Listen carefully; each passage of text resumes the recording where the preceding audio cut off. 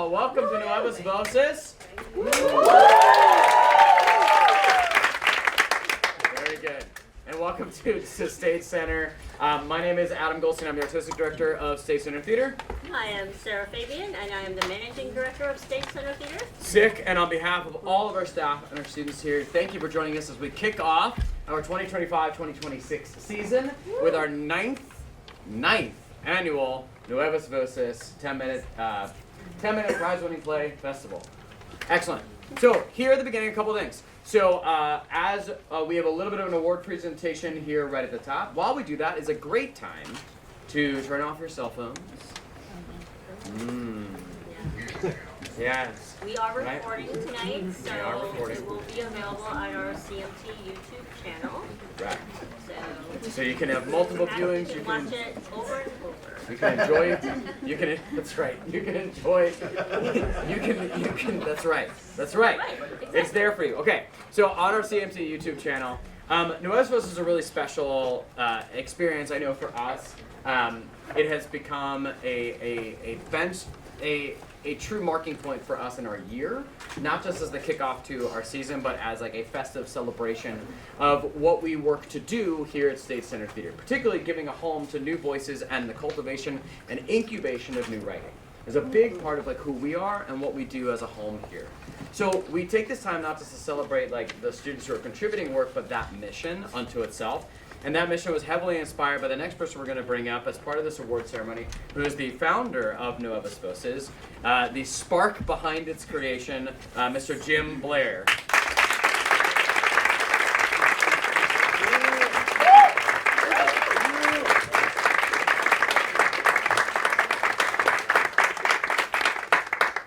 So with Jim's generosity and spirit and interest in supporting new writing and new voices, we've been able to make this festival not just sustainable, but an essential part of what we do. So thank you to Jim for all of your generosity and support over the years. For all your support. Appreciate that. So what we want to do now is we're going to bring up our playwrights one by one to as we have these beautiful. Thank you, Sarah. These excellent. These lovely awards that are collecting and reflecting the light in such a lovely way. So we'll bring up our playwrights to celebrate them each individually for their work. We'll give them a nice round of applause. We'll take a couple of photos here. This will just take a couple minutes of your time. Then after that, we will kick off the performance itself of Nuevas Voces. It runs approximately between 30 and 40 minutes, give or take. From top to bottom, all three plays will run in sequence with each other with transitions and no break between.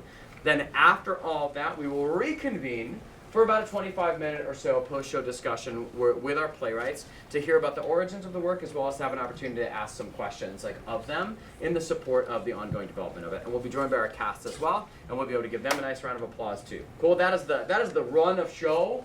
That is our plan for the evening. All right. Here's what we depend on for y'all. Right? Be present. Yeah. Be in conversation with the work. Right? And enjoy. Cool? All right. So without further ado, we want to honor our playwright. So we have 3 prizes that we are giving out. Thank you. Excellent. Our third place prize winner, Isabel Quintero.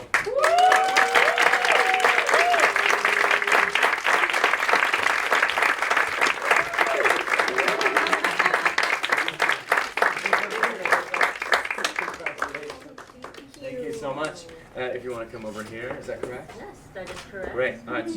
So Isabel, if you want to be right in the middle. Sierra, you popping in? Yes, All right. we are. And we'll go right there. Sweet. And you want the players to stay? Yes, please stay, because then we'll do one group photo Just and want to then. hang out for one there for 1 second. Then we'll take one with all of y'all. And our second place prize winner, Jessica Molina.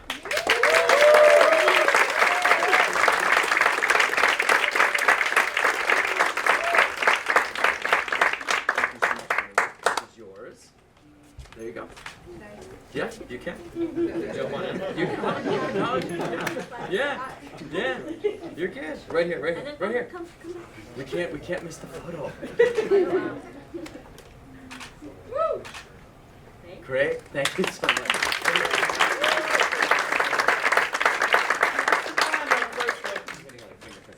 I know. Oh, sorry. What are you doing, Adam? Not Where you. are your It's white me. gloves? It's all me. First place, Kevin Simonds.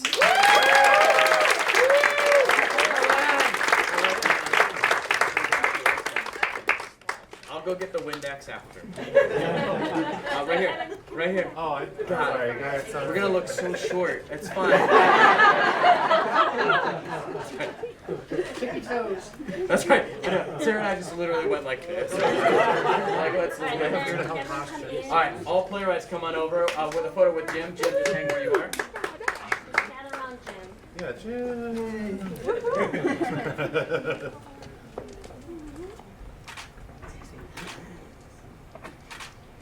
And then playwrights, before you leave, you get a special Yes, yes. keep Uh-huh. size. That way you can take it out at parties.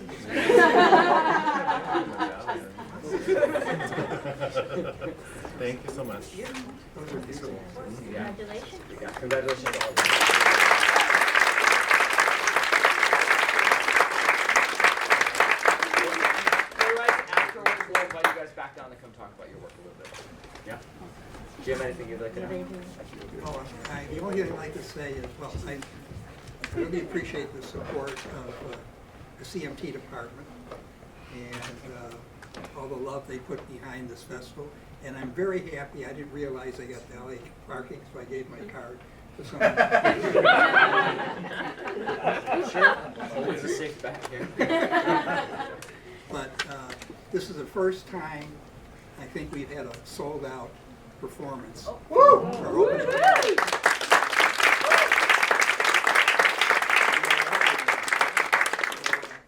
It's really wonderful to see that every year it's grown and become more participatory, and our audiences have grown also. So I want to thank all of you for coming, and hope you have a wonderful evening. Fantastic. And there will be a talk back after. Yes. the And plays. one final shout out that I want to make sure that everybody's aware of is that one of the great special things that Jim's support has been able to offer us is the opportunity to bring back recent alumni to direct Nuevas Voces. And this year is our third consecutive year where we've been able to do that. It started with Mara Galeno, who was a graduate student and alumni of our undergraduate program, and then Lisa Harriman last year, a recent undergrad. And now this year we're proud to welcome back Leo Aranda. Leo was a graduate, I think in 2018 or 2019, if I remember correctly. If you've been with us for some time, you've seen him all around our building in a variety of ways. And it's so gratifying for us to be able to offer space for our alumni to come back as professional working guest artists here. So let's give one big round of applause for Leo Aranda.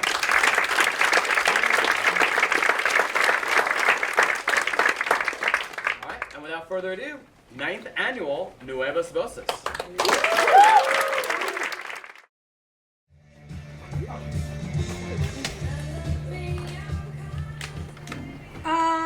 TMI? Oh, is it? It just seemed like such a quintessential Mario bathroom themed horror story. I thought you'd appreciate it. My bad. Man, I cannot breathe in this place. I'll be so happy when they move me back into the Stoffel tomorrow. Fancy. And I'm sure Mario will be so touched to know that his memory lives on through your tragic menopausal bathroom stories. Ew. So now I've got to ask. Are you saying you feel his presence most when you're about to build a dookie castle? Ew. No, I almost peed myself, not pooped. Gross. I don't really feel his presence anywhere. Ever. Do you? Has he ever given you a sign? You're joking. You think it's a coincidence he passed while you were working in DC, taking all those selfies that we did on our epic trip 30 years ago? Please, he totally planned that. And yeah, he sends me signs all the time, through the radio. I'll be driving, think about some discussion, some tete-a-tete we've had, and doggone it if Africa, or I Want to Know What Love Is, or any of those damned 80s songs he'd sing at the top of his lungs while doing the Carlton. So yeah, babe, he was totally sending you a bat signal while you were in DC. Ugh, Ted maybe added me into a friend's group chat thread that week to let his friends know how I was doing. I had to turn the notifications off. Ugh, they were driving me crazy. I'm sure most of them had no idea there was a female in the group text. But anyways, all of them were just so Mario. They all went to the funeral. I totally could have, but I should have gone for his 50th. You have no idea how many of his voicemails I deleted. Oz, it's Mario. You're coming for my birthday. Call me. Bye. You deleted his voicemails? Yeah, all of them. Hundreds of voicemails. I had already stopped answering his calls like a year before that. I'd let the calls go straight to voicemail. I'd listen to some, but most I just delete. He hates me. No. No. Yes. You know, I was avoiding him, towards the end especially. Gosh, I feel like you talk to him every day. You never stop talking to him.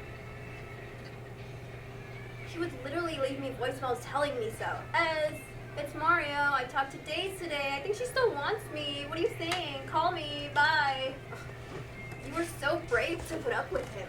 With his politics. With his need to be right. Daisy, Mario's not going to send me a sign through Katrina and its waves. Mario is going to haunt me for literally ever. That's my punishment, isn't it?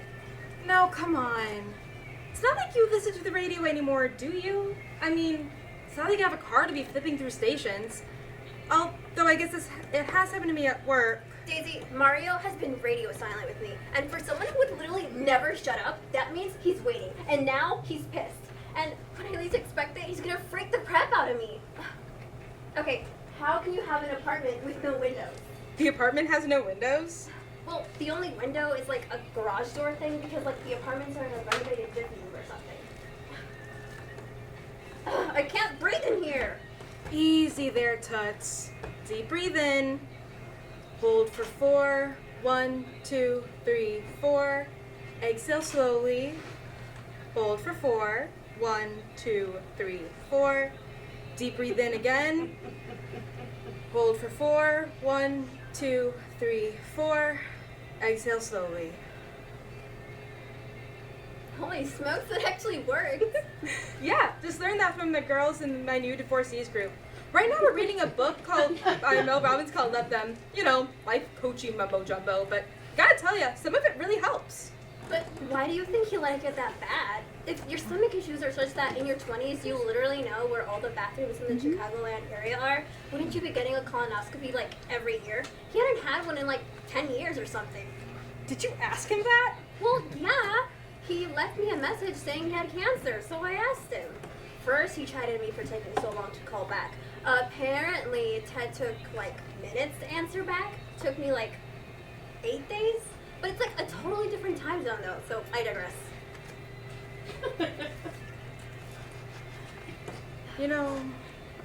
They say the healthiest people are the people who have a life partner, like a wife who nags you to get things done like that, and he just didn't have that anymore. But he had 4 young kids, for God's sake. Take care of yourself instead of taking trips to Las Vegas to eat gross, inhumane portions of steak. You have a responsibility. Eat a salad or something. I'm just saying, it had been a while, probably, since someone had nagged him. He was a good dad, from what I could gather. He was a great dad, and he was an incredible husband who didn't deserve what she did to him. But why keep such a shitty diet if you had all those issues all your adult life? Come on, that's irresponsible. Remember how we always wanted to FaceTime? And it would drive us crazy to FaceTime him? Hated FaceTiming him. Well, this one time, he was eating these bags of M&Ms and Snickers and that stupid Fresca Dr. Pepper soda crap. Just garbage food. And I thought, dude, get it together! You used to take such good care of yourself. Of your looks. I don't know how he got to get that bad. Ugh, I must be having a hot flash again. It's kind of hard to breathe.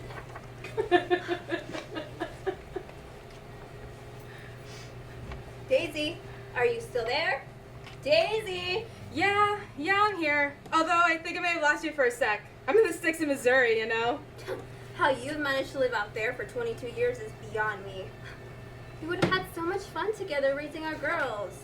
If only you'd gotten divorced 15 years ago when all the cool kids were doing it. But alas, poor Mario truly thought his prayers had been answered when he found out you two were splitting up. He had waited so patiently for you. Meh. Nothing would have happened. It's not like I could have saved him. The damage was done. I think I woke up when he passed. I literally sat straight up in bed and spoke it out loud. He's gone. It was like 2:23 a.m. and I could see the tip of the Washington Monument outside my window. And I could hear a little fountain gurgling outside. It was peaceful. Later that morning, the group text said that he had passed overnight.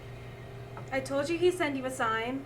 You think that was a sign? I think I just... Felt his soul leave the earth? Yeah, that's not like a big deal or anything. How long have we been talking? It got so dark. I need to find a light. This place is gonna be the death of me. You don't know where the light is? There's no switch? Or a lamp? Oh, to have a convertible right now. If you told me you were drowning, I would not lend a hand.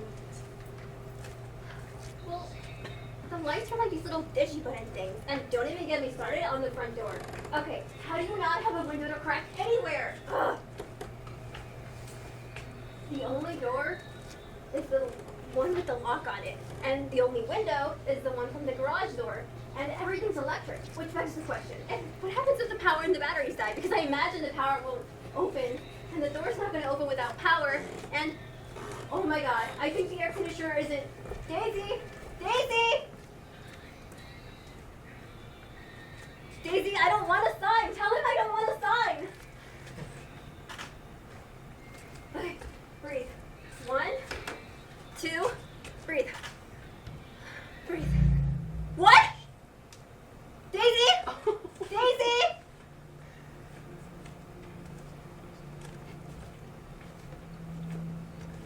Daisy?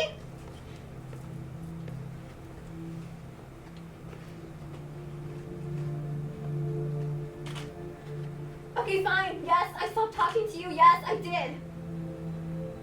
As much as I could no longer have you in my life, I also could not handle not having you in my life, I think. And I know you weren't ready to die, but I wasn't ready to say goodbye.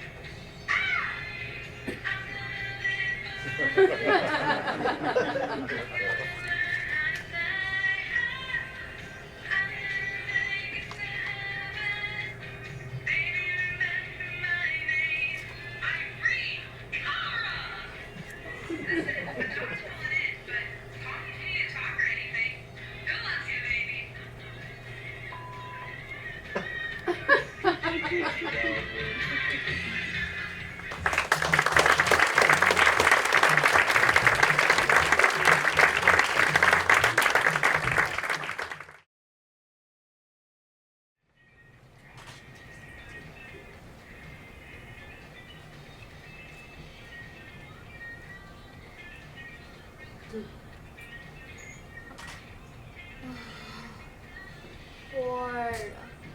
So bored. Need stimulus. I could order a pizza. Or I saw that Antonio and his crew were gonna be at the park. Maybe we can go there and chill. Ew, no. We don't mess with Antonio anymore, guys. Yeah, dude, Antonio sucks. Especially after he dumped me right for girl's choice. Imagine having the audacity. It's literally called girl's choice. He's an idiot. My bad. I'm just putting ideas out there. I mean, we could go for a joyride. I got the keys to the Benz. Oh, I'm not getting in a car with you, Das. I love you, man, but the last time you took us on a joyride, we got lost somewhere on the border between Illinois and Missouri. I was taking the scenic route. Let's just stay within a county and order that pizza, huh? We can watch a movie or something. No offense, guys, but this spring break sucks. I feel like we did everything we could do in the span of 6 hours. Sleep, eat, mall, record store, park, boba shop, back at Desmond's basement. Like, why are the burbs so boring? Oh, they're not that bad, D. You just don't know any better. Now we're cool and...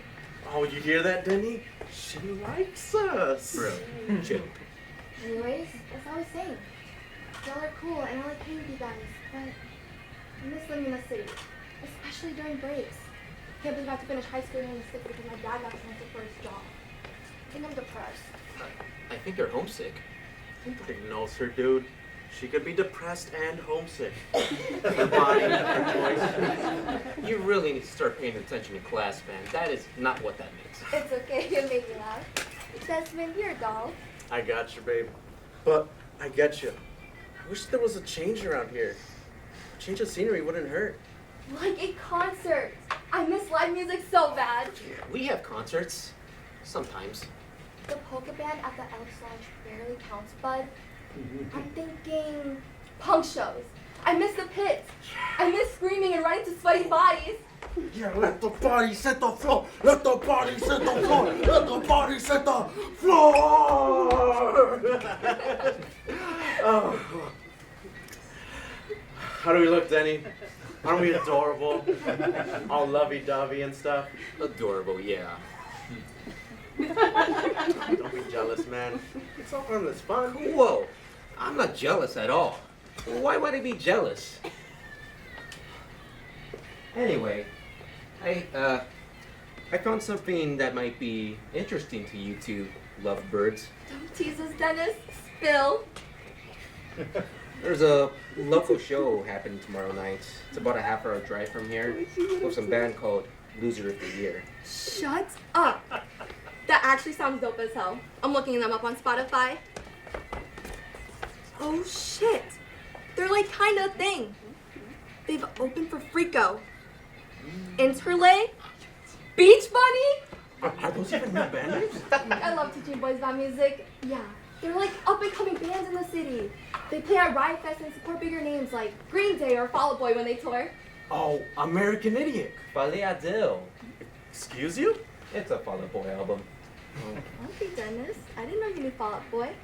I thought you only listened to like, well, What? I don't know. You play the French horn and pretty much run agriculture club. Doesn't have to peg as a bluegrass guy or a jazz guy. Or the polka guy. Yeah, or that. I'm not a polka guy. My uncle plays in the polka band, and I thought it would be interesting. Like, geez, come on, guys. I know cool music too. Of course. Sorry for doubting you, bud. Anyway, I hate to be the bearer of bad news, but the show is a no-go. Yeah? Yeah, why not? I'm so down. It's a bar. We're not 21. I'm gonna put something out there. What if we did go to the show? What if we just got something that would let us into a bar? What if I already have one of those things? Fake? D. You have a fake ID? I don't like this at all. It's ready for the senior 21 plus. It's really normal over there. It's not like I used to buy kegs of beer. Beer's gross. You've had beer? Oh my god. This is like the polka thing, isn't it? I love how innocent you are, Dennis. It's refreshing. Sweet, sweet Denny, we gotta take you out more. I agree, but let's focus on this opportunity. I'm sorry, I can't. Oh! I forgot. I had a science project that's due tomorrow that I haven't even started. A science project. Yeah, topsoil drainage. Crap. I mean, crop rotation, yeah. Oh, yeah. I have to make a lab and do a graph, probably. Sorry, guys. Okay, you will never forget to do a science lab. That's the first thing. Second, if I text my friend Portia, who's in your class, to verify that there is something due, and she says no, are you prepared to deal with the consequences for lying? She got you, Denny. Fine, okay. I lied. Not because I want to piss you off. I would never want to do that, Dee. But I don't think I can handle something like this. What part? The fake ID, possibly drinking, spending time with your two best friends at a concert, which will become a cherished memory for ages to come. I mean, Dennis, we could stay and do the same routine, but sometimes you gotta grab life by the balls. When life hands you balls, you gotta really. Ouch. I'm way out of my comfort zone. Sorry, guys, I can't. Fine. It's your life. I really wish you could have gone with us, Dennis. I think this could be good for you. Dee, It's fine. The guys let me down. Okay, I'm going home. I gotta see where a girl can get a fake ID in this town. Maybe I'll hit up Antonio for a plug. Antonio? Yeah, he knows people. Shady people. Justin, send me a picture of that beautiful face, okay? Bye, Dennis. See you around, I guess.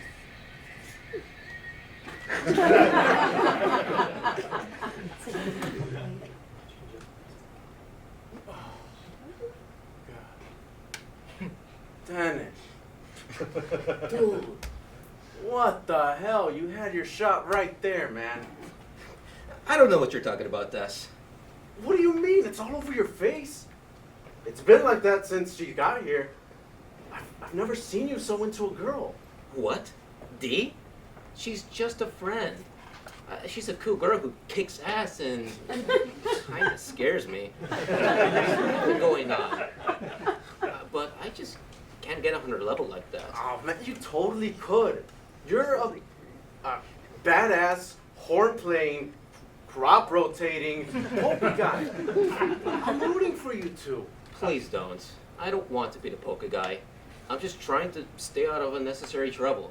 No drama, no problems. Play it safe and make it to graduation. Alright, I guess I'm wrong. I'll back off. There's no chemistry between you and Dee. Y'all are just friends. Thank you. Though, I do hope you have fun if you decide to go through with it. I just can't. Oh, yeah, I'm gonna go. I think it'll be fun. Well, great. Yeah. Just wish me luck. Luck? What do you mean? Yeah. Wish me luck. Keeping those creepy old dudes off of Dee. I mean, she's a cute girl, out in the burbs, sketchy bar. Oh, I didn't think about that. I mean, I'm not saying that Dee couldn't handle herself, but I feel better by her side. We could probably order that pizza now. I'm thinking ham and pineapple. Wait a second. Trust me, dude. Hawaiian pizza is delicious. Two things. I'm not talking about that. Fruit never belongs on a pizza, okay? And second, do you really think Dee will be in danger of some old creeps? I'm not saying that Dee couldn't pummel a guy twice her size. My money's on her always. But she shouldn't have to do it alone. Friends keep each other safe. We make each other happy. And, you know, she's feeling really sad about Chicago. Yeah. I hate to think that she's just not happy here. It's tough to watch, honestly. I also really hate the idea of some bald 50-year-old putting his hands on her. Oof. Me too, dude. Me too. And, you know, a change wouldn't hurt. We could use a shake-up up here in the sticks. I can't believe I'm about to say this. You are right. Wait a second. Wait. Say that again. But this time, slowly.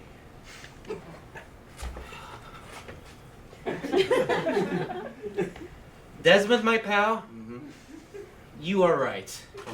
And I was being honest. I love to hear it, man. Oh, is this what being a winner feels like? Oh, none of that. You're a cool dude, Denny. You just, who cares if you haven't had a beer before or if you don't know where to get an ID? I don't. It's just not me. But I'm not a suave guy, Des. Understand that. It's okay. No, listen to me. You bring something special to the table. And I just wish that you could see it, especially when she's right in front of you. I don't want you to miss your shot. You're not going to drop it, are you? I don't know how to convince you that I'm not interested in Dee. She's just a friend, and I will hate to mess that up in any way. All right. I'll ease off. But you're coming to the party, right? To the concert. I want to text Dee the good news. Ah, dang it. Yeah.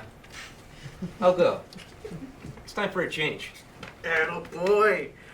Oh, look at that. Dude's sending me so many happy emojis right now. Ooh, I like the one with the cowboy hat. I'm a fan of the Purple Devil myself. Yeah, that makes sense. Oh, shit. Our pizza's here. I'm gonna go get it.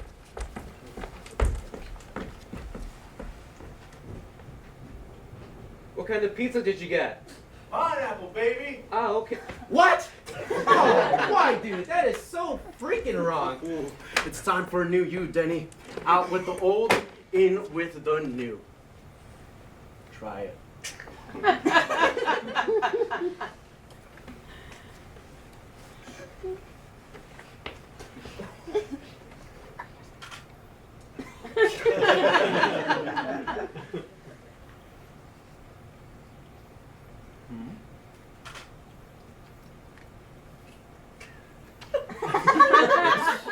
Actually, pretty delightful. You're right, Des. 2 for 2. Oh, Danny, when will you learn that I know what I'm talking about, man? Hopefully tomorrow night. I suppose we'll see. Won't we? Rock on, dude.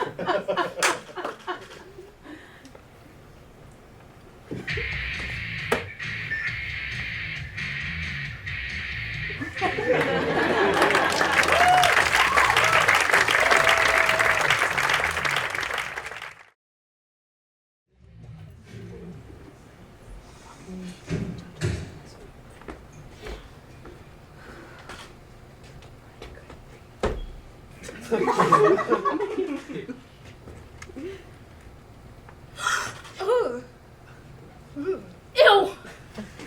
Gross! Why do I look like that? Embarrassing! You're dead. What did you expect? I don't know, just not that. I look hollow. Well, you're here now. That isn't really you anymore. At least they comb my hair. But look at my skin. It's gray. You can tell I used to be sexy though, right? Like, if you squint your eyes. Okay, let's do what we came here to do. Can we wait a few minutes? I'm starting to get into this. I am literally having an out-of-body experience right now. This is so weird. We need to get out of here before someone shows up. You don't want to get caught sawing off your hand. We? What do you mean we? I can't be caught. I'm a ghost. I'm not really here. Woo! Right. Oh my god, I can't believe I'm actually gonna do this. I know. You're sick. This was your idea. Yeah, I know. But you do realize this is unhinged, right? I mean, look at yourself right now. I know. I know. What a day. What a day. Okay, do it. I can't watch though. Try and be quick. Oh my god. This is so gross. I don't know if I can do this. Yes, you can. Keep going. Oh my god. This sound is awful. You can do this. Let's go already, you stupid piece of shit. Yes. Oh.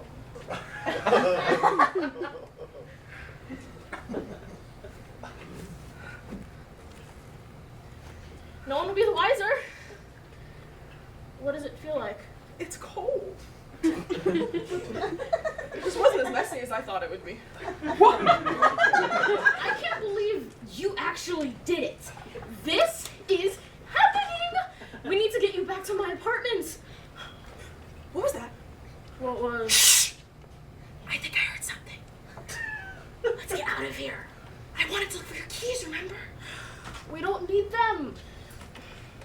We could find something on the way back, a brick or something. You could just break in. I'm not breaking into your apartment with a brick. Oh, so breaking and entering is where you draw the line? Interesting, seeing as you just desecrated a dead body with zero hesitation. I think You're freaking out? I am having the time of my life! Who knew being dead would be this much fun? There is a hand in my purse. My hand, I know! I just cut off your hand!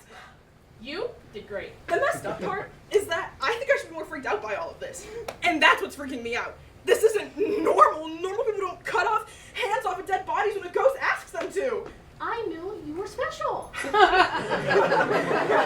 like certifiable. They aren't mutually exclusive. Keys! Where do you think they put all your stuff? I don't know. We'll start looking around. There must be a bag or something with all the stuff you had with you when you died. Okay, fine. Although, I was getting pretty excited about breaking into my apartment. Don't you feel a bit like Thelma and Louise, partners in crime? You and me against the world. They end up killing themselves. It's not a very comforting reference. There, that's it. My heart is racing. I feel like I'm on some twisted version of The Amazing Race right now. Imagine, I love that show. Are you sure you want to do this? What if we expose your brother and we bring the paperwork to the police? What happens then? To be honest, I hadn't thought that far ahead. I don't know, I guess he'll go to prison? What about you? What'll happen to you? I don't know. This is my first time being dead, so I'm just winging it. I just have this overwhelming feeling that I have to do this. I need to do this. What? Are you sure? What if we expose your brother and then that's it? Poof! Unfinished business finished. Yeah, I guess. I don't know how to describe this feeling I have. I never felt this strongly about anything while I was alive. I just know I need to do this. With every whatever of my non-body, whatever happens next, I just need to wait and see. How do I even explain this to the police? I don't think anyone is going to believe me when I try to explain to them that a ghost came to me and asked me for help in solving her own murder. What if they think I have something to do with it? That's why we need to get you to the safe in my apartment. The paperwork inside proves that my brother killed me for the money. He's going down. He's going down. You better dance. Let's make the night. You won't remember. I'll be the one. You won't forget. Were you always like this, or is he that made you this way?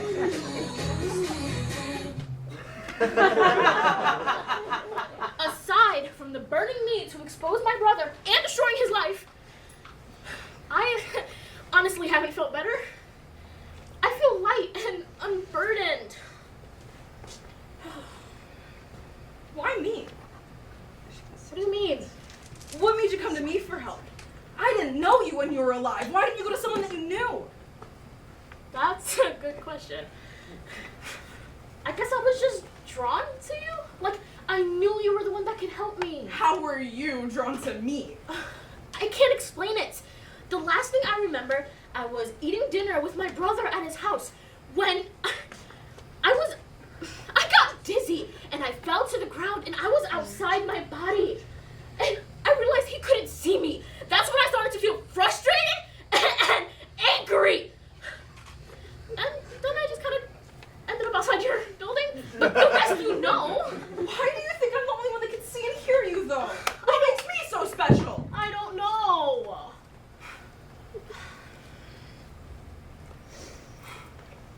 How do I even explain myself? No one is gonna believe it. I wouldn't believe it if it weren't happening to me. What if I get caught? Then let's not get caught. Yeah, okay.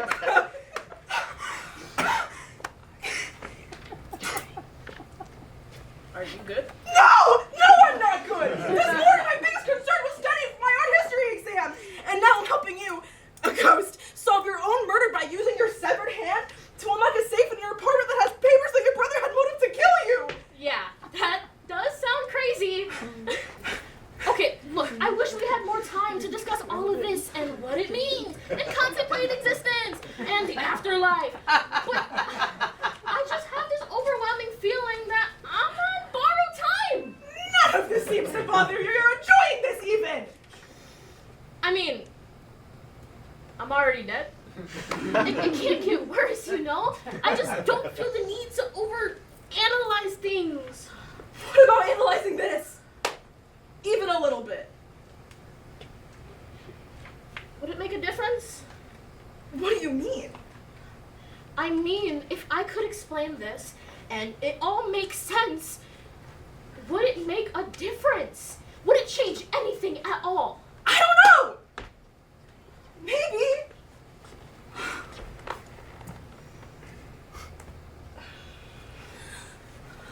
I guess. In my haste to get this done, I haven't properly taken the time to thank you. This has probably been the wildest day of your life, and I appreciate all that you're doing for me. Thank you. You're welcome. Let's get the hell out of here. Yeah, okay. Let me just say bye to myself first. I don't know the next time I'll see my body.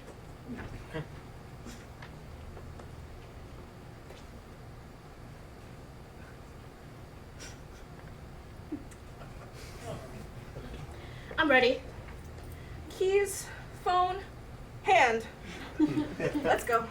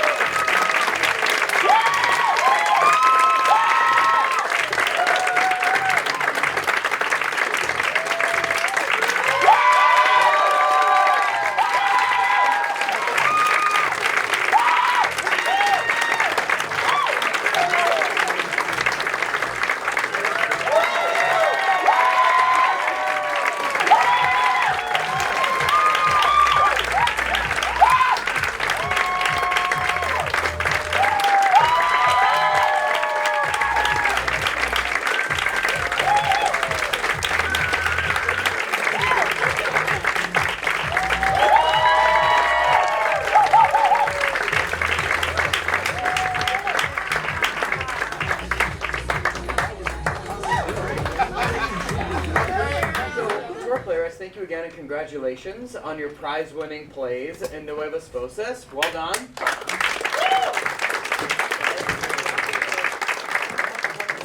You guys out. So we'd love to take just a couple minutes, like after our performances, especially of new works here, to get to know each of you just a little bit. So our audience, they've gotten to read your bios out in the lobby, but perhaps in passing.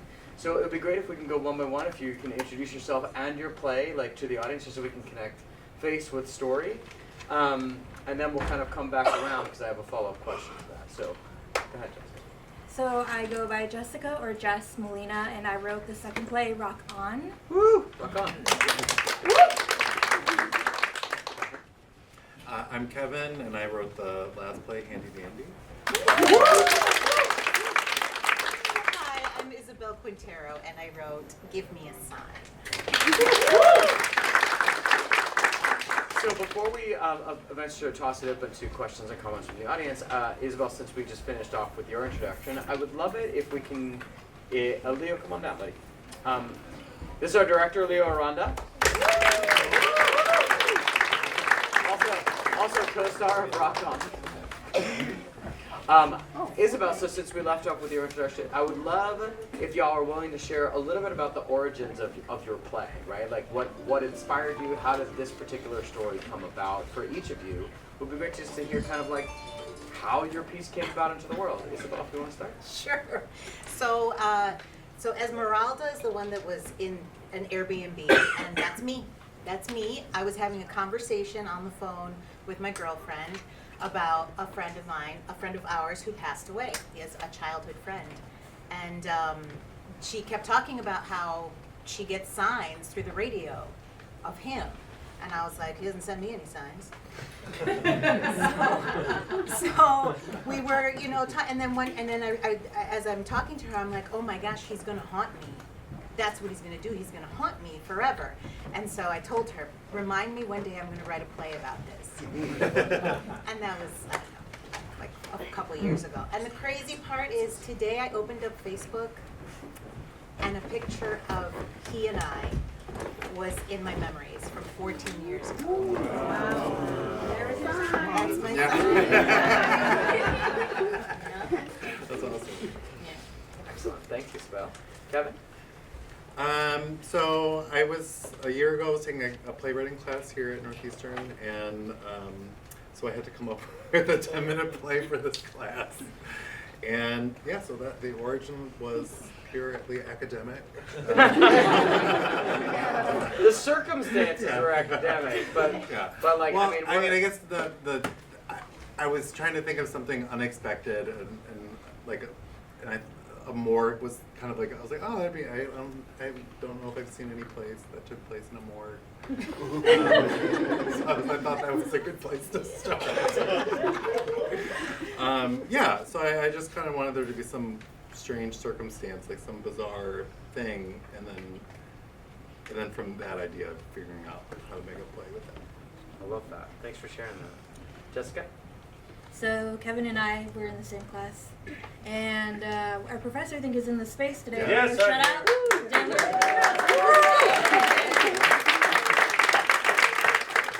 Let us provide Professor Dan Worth, for the everybody. audience.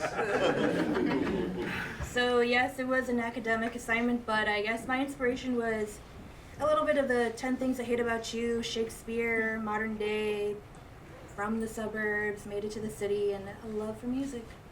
I love that. Thank you for sharing that. Before we dive any further, if we can just because we have a number of new folks have joined us, just so our crowd can give you guys your adoration. If we go, yeah. Let's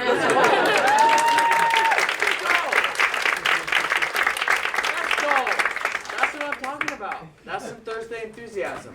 Let's start from Shay. I think you're the last one down there at the end. Yeah. If we go Shay and then Leo, if you want to introduce yourself, then we'll hop over our playwrights and we'll come back here and then I'll ask a couple more things. Hello, I'm Shay. I play Dee in Rock On. Woo, Shay! Thanks, James. Good work, James. Hello. I'm Leonardo Aranda, and I'm the director and also Desmond in Rock On. Woo! A proud alumni. And alumni, yeah. Yes. And CPS teacher. Or alumni. And let's hop past Jessica. Jojo. That's me. Sorry. Hi, I'm Jojo. I play Deborah in Handy Dandy. Hi, I'm Samantha, and I played Cindy in Handy Dandy. Thanks, James. That's my baby. Sorry. I'm Mom. Hi. Hi, I'm Mary Jane, and I play Daisy in Give Me a Sign.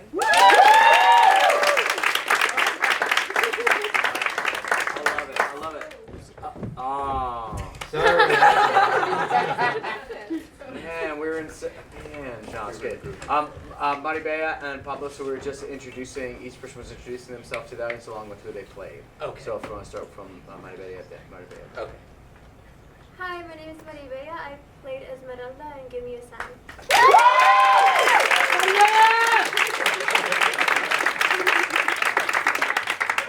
Hello everyone, I'm Pablo Lopez and I play Dennis, the weirdo Yankovic ripoff.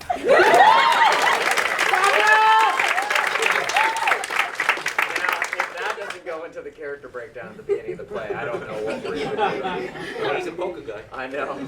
So I'm curious. I'm curious for our playwrights to start with, and then to our cast like afterwards. And so playwrights, I don't know for each of you. This is the first time seeing this particular 10-minute play like on its feet. But I'm curious a little bit about the experience of seeing your work embodied in the space this evening, and what that was like for you, and kind of like what you got to observe in your own work, what surprised you about your own work, or sort of what stood out about experiencing it in the room for each of you. Whoever wants to jump in. It was incredible! Thank you so much! It's my first 10-minute play.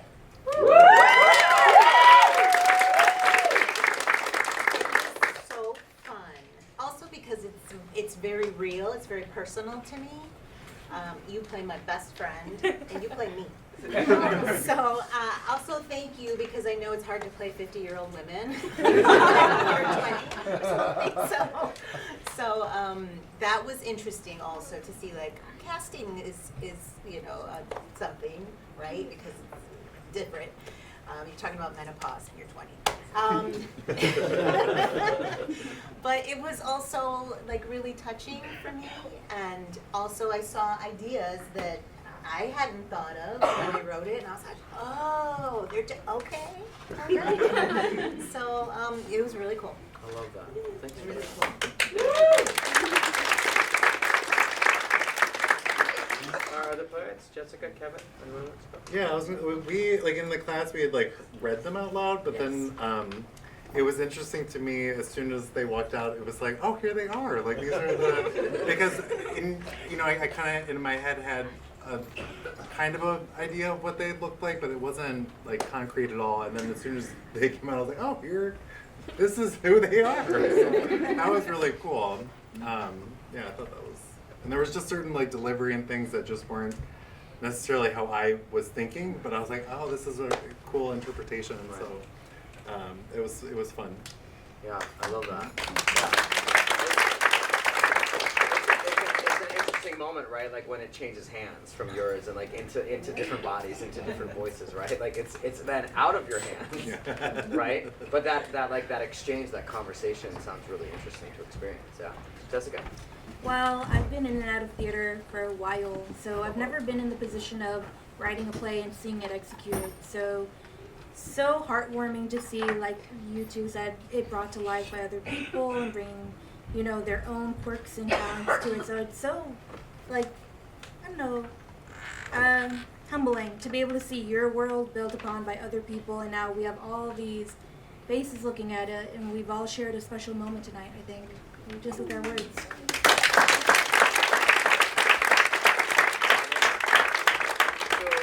Kind of like throwing this question to Leo and to our cast as well, right? Curious about y'all's experience sort of bringing new plays to life, right, in the context of this evening, or encountering these characters on the page on day one, and then like what has it sort of evolved for you in terms of your relationship to your plays. So Leo, like you've kind of been living with these works perhaps for the longest, like out of this particular group. So I'm curious, like, to hear a little bit about your experience from like read to what you've like experienced. Obviously, you were also in one. Yeah. This evening. Thank you for doing that, by the way. And just like, talk a little bit about that from your perspective. So kind of like maybe going backwards, like the same thing, kind of that with the playwrights that they like giving it to somebody else to work on it. Like I was feeling that this whole week that I'm like, at one point I'm gonna have to let go, and I'm putting the ship in the water and sailing it out to sea, and the ship sailed.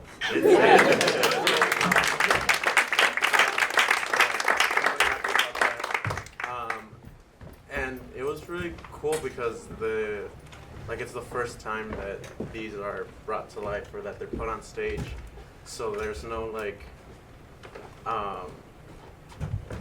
there's this is the first interpretation, and it's really humbling and it's really awesome, and it gave me, and I'm sure the actors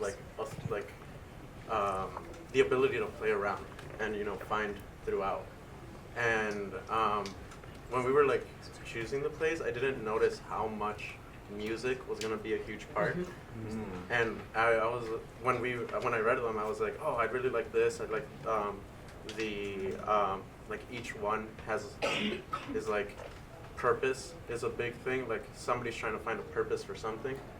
And so that was my beginning theme. But then later I'm like, oh wow, music is in all of this, and I love music. So I was really happy of being able to put everything together. And Cardo was amazing, and Becca, our lit designer.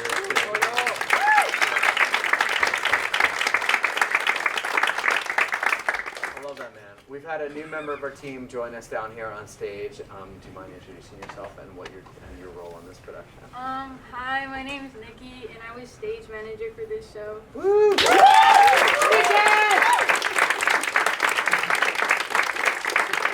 Thanks, James. So this is Nikki's first show stage managing with us. Dove in right before we started. it's a large learning curve to do that particular role and how we navigate communication and leadership within the context of the room, and Nikki has really taken that onto her shoulders in a really wonderful way. So often goes unseen, along with Cardo, who's up in the booth as well. So another big round of applause for Nikki.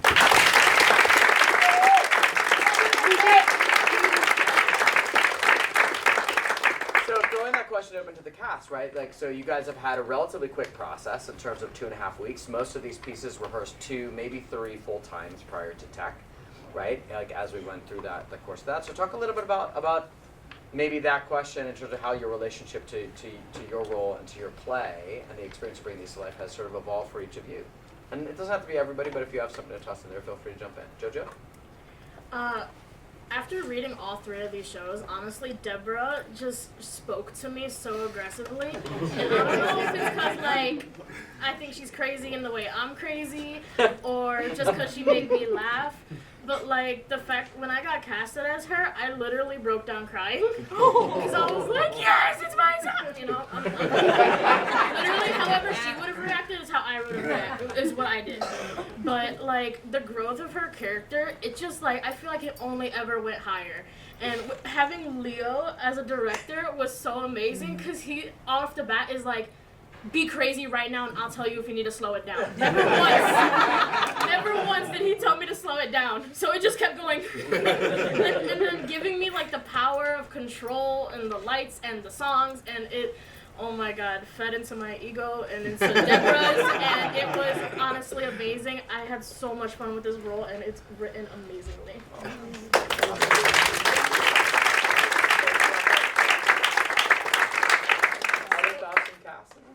So similarly, also in Handy Dandy, I loved Cindy. I loved her so much. She is so me. I don't understand, like, that is how I would act if I had to cut off a hand out of the corpse. I had so much fun building her attitude and, like, her energy, because I didn't really, some of it, you know, she's very just responsive to Deborah, and she very much is, like, she's feeding off of her in the most negative way possible. She hates Deborah for, like, 99% of the show. And it took, you know, I really wanted to be sentimental with her, but then I was like, she's not sentimental. She's mad. And I'm like, I would be mad too. And I love her. I think her crash out is so me-core. And the complete contrast between Deborah and Cindy was really fun to play with, and it was, Leo told me the same thing. He was like, be extra and I will let you know when you're being too extra, and I don't think he ever said that I was too extra. And now we got to meet through this show. Yeah. And we're already like this. I love that plot. Thanks for that.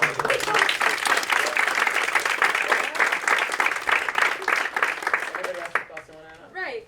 So when I was casted as Daisy, I didn't really know what to do.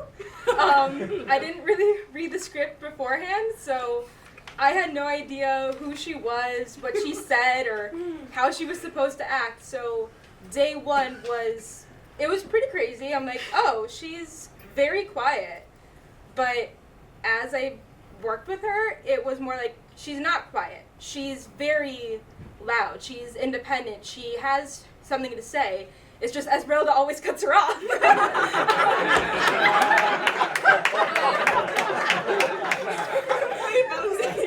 I feel like it plays in her character that she's a very patient person, and I like to work with that because I am not a very patient person. So I got to learn how to not talk while I was talking as Daisy. So that was really cool. That's so good. That's an excellent articulation.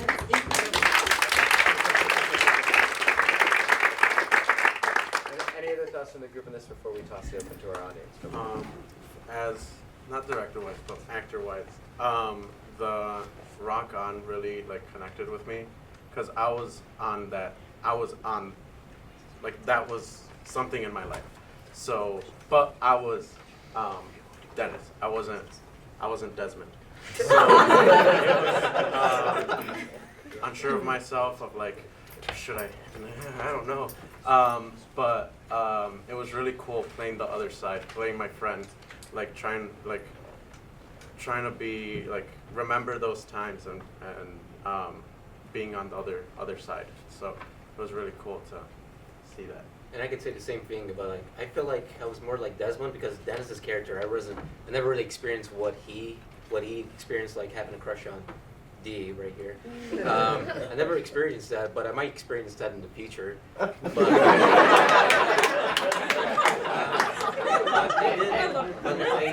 for Desmond's character, that's how you pronounce it, Desmond, not Desmond. Yeah, Desmond.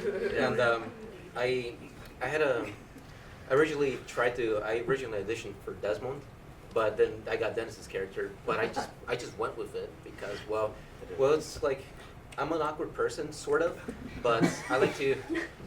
But when I played Dennis, I played with him a little bit. When D came up to me, it's like I got backed up. It was it's something, like I said, it's nothing. I never experienced this, but I will in the future, hopefully. It's just I don't know. It's like I agree with what Leo was saying. It's like I was the other character, not really the character I was playing, but I really wasn't that like in the character's shoes. Like, okay, so the girl I like is right next to me, and okay, hopefully she doesn't hurt me.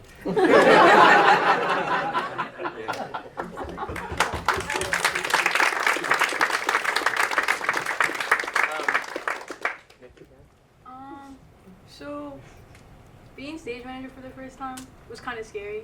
Anyone who knows me in my real life, I'm not that bossy. I try to take charge of situations, but given that chance to have not control or power, but be someone to tell people what to do, it was a little scary because I was I don't know how to do it professionally. But it got easier as time goes. All these actors were really lovely to work with. They were really kind. They were understanding that it was my first time. Cardo was really thank you, Cardo, so much. He's right there. He was so patient with me with sound. You don't understand how many times I was like, wait, do I click this? Wait, are you? And he was just really understanding. It was really nice to work with you. So yeah, just having to work with them and being able to find which lights were the best fitting for all the characters, because they should have their time to shine. And they did really beautifully in the show, and I'm really glad I got to be a part of this with all of you guys.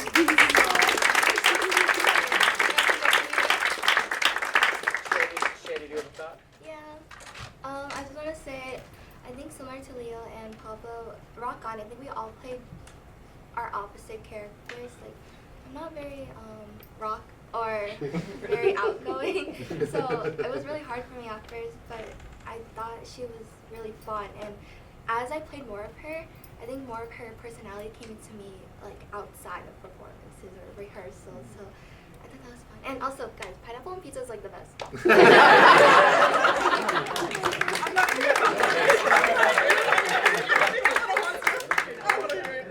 I love that.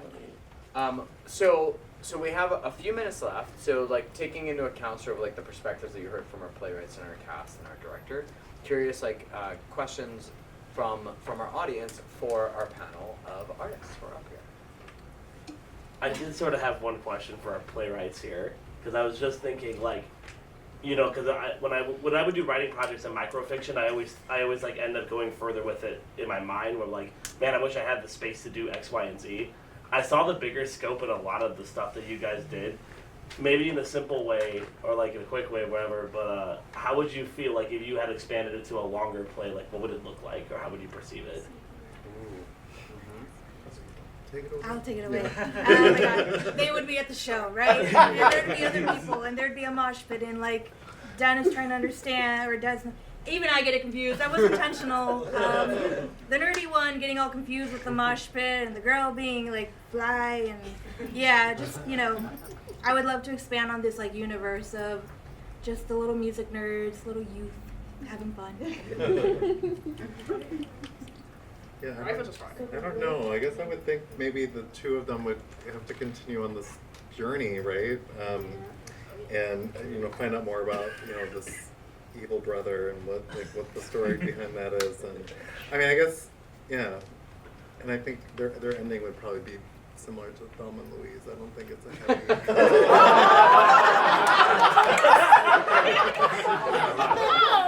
Maybe that's except on the journey instead of the car. It's both of us on the journey at the same time. Yeah. I love that, Kevin. That image will never. Yeah, leave. right. I want to see her like come to my dorm building while I'm studying for my art history exam. Like, Help us on my murder. Isabel, that's her. Wow. So since that was just based on a conversation I had while I was in a hotel room, I think I'd probably have to go back in time and like show the relationship that we all had growing up, you know, and our childhood, and then how we kind of grew apart as adults but still loved each other. So I don't know, it would be like a kind of it's kind of a story. I love that. Thank you for that. I saw Thank you. a hand. Yeah. Well, I think Rakan would be better if the fake IDs didn't work and they had to find a way to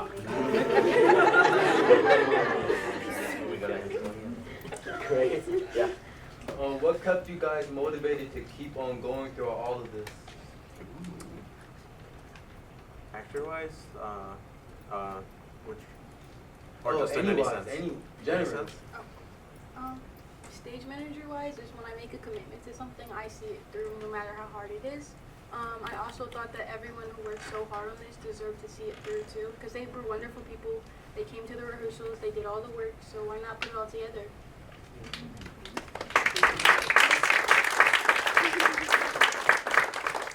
I mean, like Adam said, for me, I've been in theater for a while, so like I really I love the ambiance and like being here and being in a theater, and like I am drained, but when I'm here, I feel I like charge my batteries up again, and I don't even feel it. I only feel it on the drive home.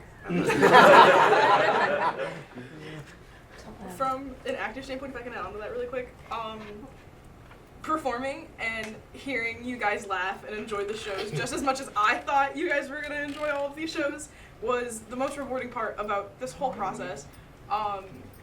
You guys truly make the theater what it is, and I am loving your guys' energy.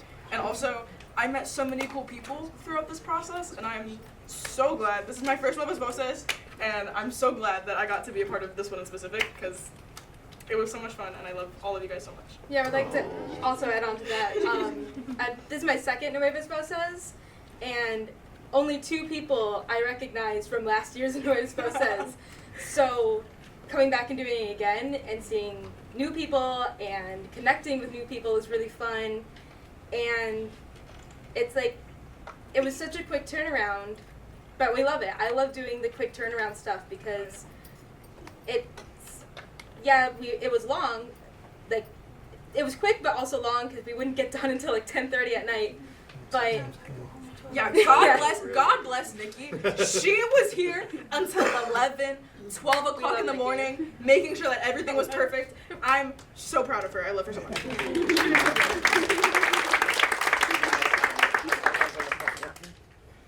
Yep, sir.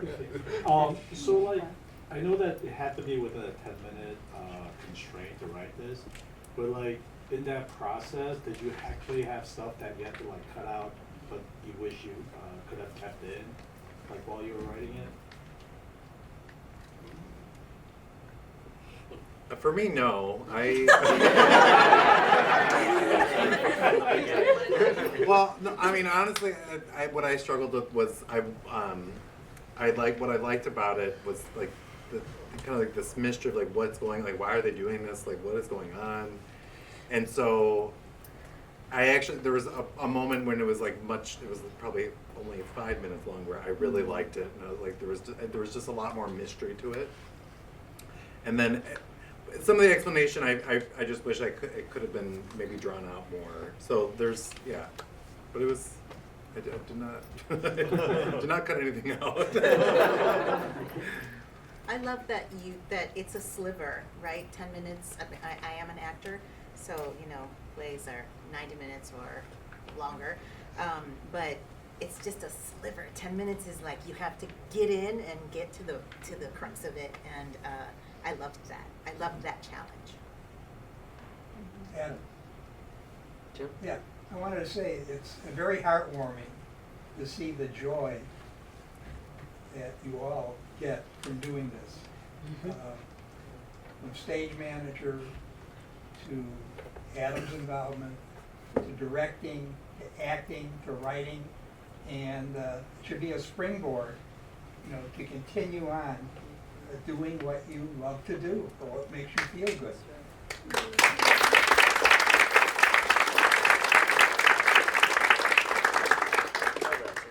We have time for one more. James, I saw you.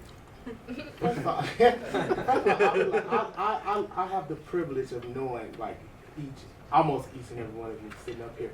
But I have to say, my God,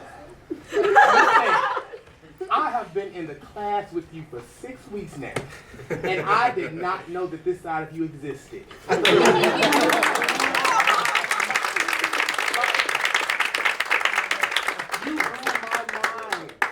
Question, how did you tap into, because that character was the exact opposite of what I've seen from you. Like, you are this quiet, shy, reserved, like, very, and how did you tap into that? Because you blew my mind. My mouth was on the floor. And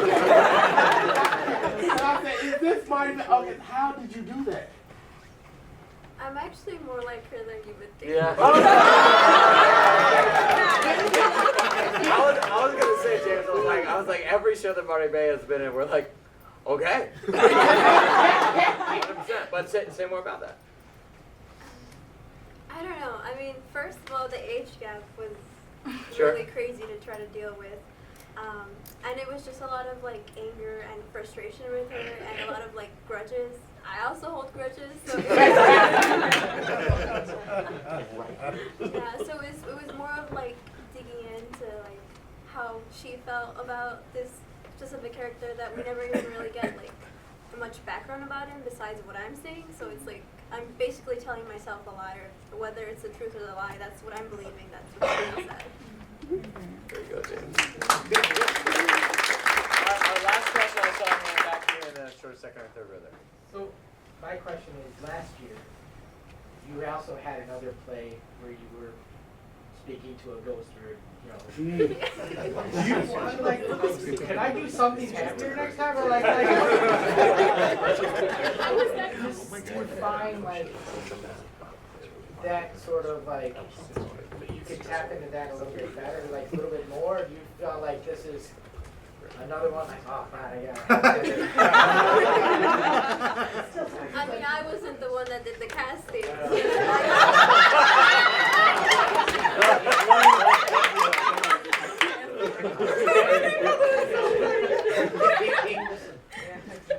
Excellent. I love that. Any closing or parting thoughts from our room, like to our cast? Yeah. Can I just say one thing? You guys are Caracas. Yeah. Amazing, bro.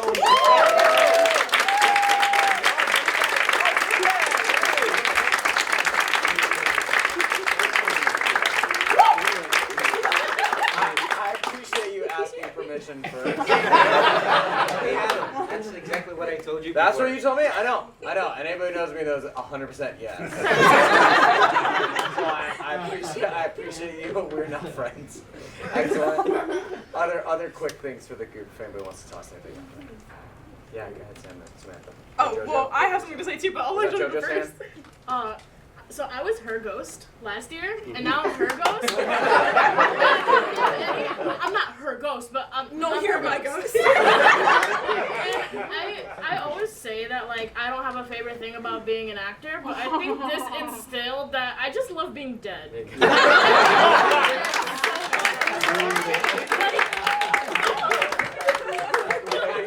Great. Samantha finishes off. This is so quick. I did not know what Nuevas Voces was when I was auditioning and when I was reading for Cindy. No idea that this was going to be what Cindy was doing.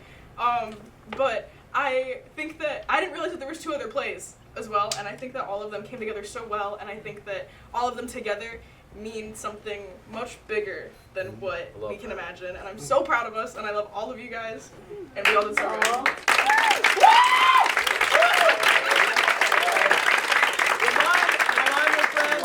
There are 3 more chances to catch Nuevas Voces this weekend. Tomorrow evening at 7:30 and Saturday at 2 and 4. Again, tickets are free for students, staff, and yeah. So, but bring people out, have them come on out, and really celebrate this entire group of playwrights in particular, and our cast and team of Nuevas Voces number 9.